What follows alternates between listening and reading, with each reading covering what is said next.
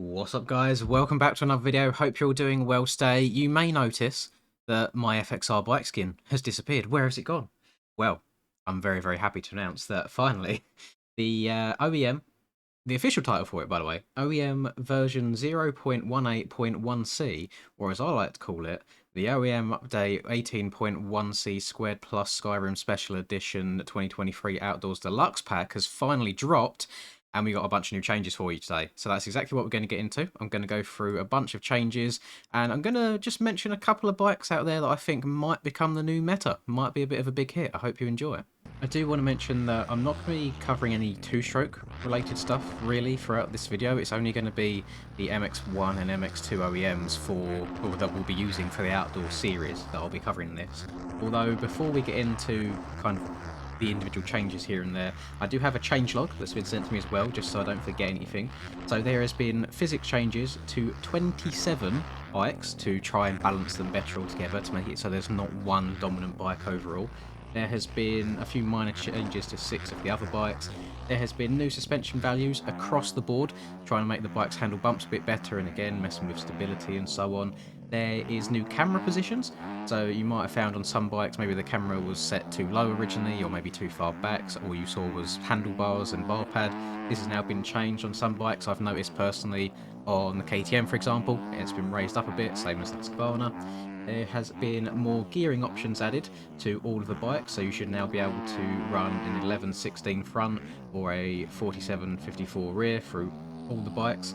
There has been the quick shifter added to the Husqvarnas as well as the KTMs now, make it more like real life. Very cool, gives you some more options there. So watch out for those two out of the gate, bear in mind. Especially on Nationals, I feel like the KTM could be a bit of a sleeper pick for National starts. There's been some dyno changes as well to try and make the bikes more accurate, just according to their engine curve and so on. The engines in the TM two-strokes, which were previously just blow up machines, has now been fixed as well, so they shouldn't blow up quite as easily anymore. And then there was a few model related fixes here and there as well. For example, the Honda 250 and 450 now has its new revamped style with a bunch of changed textures in there as well. And then finally, if you noticed previously on the scoreboards in any of the ARL live streams, maybe from Reaperdoc or Navo's perspective, the Fantic, for example, would have the colour blue as its just brand colour, which obviously isn't correct. Those have now been changed, so you shouldn't just see a sea of blue anymore, even if there are Fantics and other people in there. Now, I made a particularly long feedback list when I was going through all these bikes. I did have the pleasure of being able to just test each and every single one leading up to this. There are some bikes that I still feel might struggle a little bit, but what's happened now is there's no bikes that have been essentially made worse. They've raised the bar of the sleeper picks essentially to make more bikes viable. So hopefully it won't be a sea of red throughout 250s or a sea of blue throughout 450s. So if I quickly run through some of the 250 picks, I think you might see some people running for the outdoor season, and I'm just going to go through some of their strengths and so on to see how they compete against the Honda. Now, the very first bike that I tried using was the Fantic 250, and I've done all these tests on Ernée, by the way. Ernée is a track that I feel very confident on. The gameplay in the background might not be on there because I'm now recording this after all of the original testing, but the Fantic 250 absolutely munches the turns. And straight out of the box, suspension feels quite plush and smooth as well, so you haven't got to do too many tweaks to make the bike feel actually usable. And the power feels good, and the only time I ever feel that it lacks a little bit is in like the high-end top speed parts. I feel like it might bog a little bit around the third, fourth gear area, but the turns by far are a very strong spot for this bike. So on those tighter and twisty tracks, maybe you're on Washougal, for example, you got the tight S-bends, could be a very good pick there. The Honda 250 obviously is a good bike still. It's been tweaked ever so slightly. So what I will say now is the rear end can be a little bit happy sometimes. It has still got all of the same power as before. It's just been made a little bit more, I want to say lively, a little bit lighter overall. And one thing that I did notice is there is a very slight amount of fork guard slash foot peg slash swing arm collisions where if you're on a flat corner and really crank the bike over, you feel it dig in every now and then. It might cause a little bit of twitching. So I think the Honda 250 has actually been the only bike that has been slowed down ever so slightly, which I think is a good thing because it brings that bike to the level that the rest of been brought up to. So don't sleep on the Honda at all now. You don't have to go and completely change everything. If you're happy with your suspension setups and so on, it is still a very, very good bike, and I do think it does feel the most powerful overall. Husky 250 could be a good pick for you guys also. The only thing that I found that I didn't like about the Husky was, again, with the Honda, those foot peg collisions. It just limits your lean angle a little bit more than I would like overall. However, the power feels great, the suspension is incredible, it tracks really well in ruts in corners as well, and I suppose it really depends on how tight and twisty your track is on if those collisions will even make a difference for you. And I've also found that if you're in super deep ruts where you might be lent over a lot, that just standing up counteracts this, so it wouldn't again surprise me to see a bunch of Huskies lined up for round one. Now, I don't want to be that guy that forces a certain bike down everyone's throat. However, there's a few people that were in this like best beta tester group that firmly believe that the Kawasaki 250 is going to be the new meta. Like the good old days, I remember the good old days of absolutely ripping around the virtual dirt course on the on the green machine, and this bike is just insane. I truly believe that's the one that we will see the most of. Please feel free to try other bikes, by the way. Don't just hop straight onto this, even though it is pretty damn nuts. The only downside I found on this new Kawi is the very, very small choppy bumps. It didn't handle too well. I found like it sometimes skipped across them and it felt a little bit icy. But from what I've seen from screenshots of the actual outdoor round so far, doesn't look like there's much in the way of small chop. I feel like they're more like rounded off small bumps. So that Kawi, I'm telling you, give it a go. Even straight out of the box stock, it feels absolutely nuts. The KTM 250, I think, is a really good all-rounder too. The front end feels super nice and planted. I noticed nearly zero of the old Caboso wobble on a fairly rough track, being Erne as well. The suspension, really, really nice stock as well. The only thing, the bike can feel a little bit sluggish now and then, and it feels heavy in terms of turning it into the corner, but once you are in the corner, it tracks so well.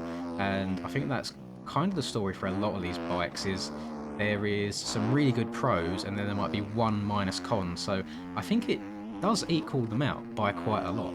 The Suzuki 250 is a decent all-rounder. I found the gearing was a little bit weird, like it was oddly short, so just feel free to mess around with that, try and find something decent. But I know there's quite a few banana lovers out there. Don't take that out of context, please.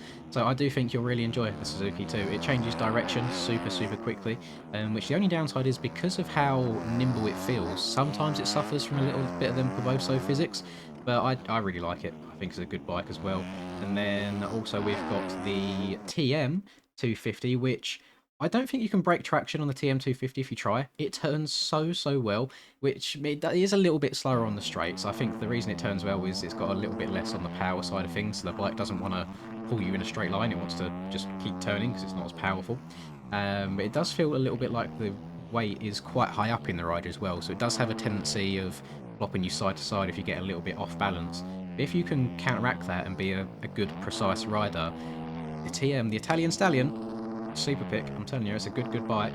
And then we've got the Yamaha 250 as well, which was a good one before this update. It is still a good one. I actually believe that it's the fastest 250 in a straight line. Like, it feels super aggressive and super quick. It turns decent, just not as good as some of the others, like the KTM or the Fantic, for example. The front end can get a little bit twitchy over some of the bumps I found, but the acceleration more than makes up for it. So if you are a particularly aggressive rider, you like to bang the throttle wide open, then definitely give the Yamaha a go. And then the one bike that I don't really rate too highly out of this entire pack is the Gas. It feels a little bit sluggish, hard to get turned over into the ruts. I found the front end twitches on it a little bit when you barely overland jumps, but it's probably the one bad bike out of the entirety of the 250 field that I generally wouldn't try giving a decent shot to. I think the OEM boys have done a really good job of bringing all the 250 bikes up to the same level, if not better, than what the Honda was originally. Now we move over to the 450s, boys. This is a little bit of a different story because, honest opinion, I feel like we're allowed to be honest on this channel. I think the Yamaha is still going to be the go-to bike. It's just so good it does everything you want it to do, and there's nothing really that it does poorly for you at all. I mean, the suspension stock on the previous update was great out of the box. It's great again. It does what you want. I personally am still going to be sticking to the Yamaha. However, this wasn't the point of the pack. It wasn't to try and nerf the Yamaha, so to speak. It was to bring everything else up to its level to try and compete with it.